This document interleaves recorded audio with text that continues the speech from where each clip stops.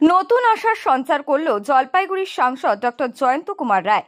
উত্তরবঙ্গের সঙ্গে দক্ষিণবঙ্গের যোগাযোগ আরো মজবুত হতে চলেছে। ইতিমধ্যে সুসংবাদ ইঙ্গিত দিচ্ছে জলপাইগুড়ির সাংসদ। খুব শীঘ্রই নিউ আলিপুরদুয়ার থেকে শিয়ালদহগামী কাঞ্চনকন্যা এক্সপ্রেসে 3টি নতুন এসি স্লিপার কোচ যুক্ত হতে চলেছে, যা উত্তরবঙ্গের সঙ্গে দক্ষিণবঙ্গের পর্যটকদের যাতায়াতে আরো সুবিধা এনে দেবে। Jalpaiguri district chamber of commerce আয়োজিত সংবর্ধনা সভায় সাংসদ ডক্টর জয়ন্ত কুমার রায় খবরটি দেন। শুনুন, ওটা আমি সময় আপনাদের জানতে পারবেন। জলপাইগুড়ির এই দিকটা তো মেন লাইনে ঠিক আছে, কিন্তু বানারহাট, মালবাজার, ওদলাবাড়ি এই লাইনটাতে যাত্রীরা কিন্তু যে সংখ্যক যাত্রী আছে সেই সংখ্যক সিট কিন্তু নেই।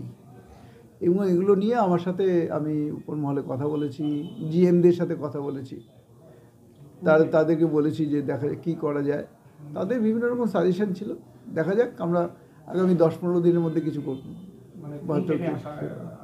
এই ট্রেনটা আমি নাম বলতে পারবো না, তবে ওখানে তো কয়টাই ট্রেন চলে, কাঞ্চনকন্যা এবং কয়েকটা, দেখা যাক। এখন ওইরকমই কয়েকটা ট্রেনের মধ্যেই হবে।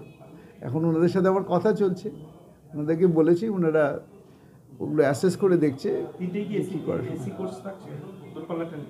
এটা তো সময়ই বলবে, তবে না আমি এসি স্লিপার দুটোই করতে চাই। রেলের ওপর মহলে তার এই দাবি পূরণের জন্য ইতিমধ্যে সাড়া পাওয়া গেছে। এই উদ্যোগের মাধ্যমে উত্তরবঙ্গের পর্যটন খাতের উন্নতি হওয়ার পাশাপাশি যাত্রীদের জন্য আরো আরামদায়ক এবং সুবিধাজনক যাতায়াতের ব্যবস্থা হবে।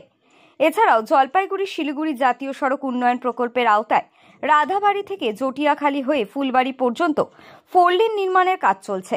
তবে জমি জটের সমস্যা এড়ানোর জন্য কেন্দ্রীয় পরিবহন মন্ত্রকে জমি বাঁচিয়ে এলিভেটর রোড তৈরির প্রস্তাব দিয়েছেন সাংসদ জয়ন্ত কুমার রায়।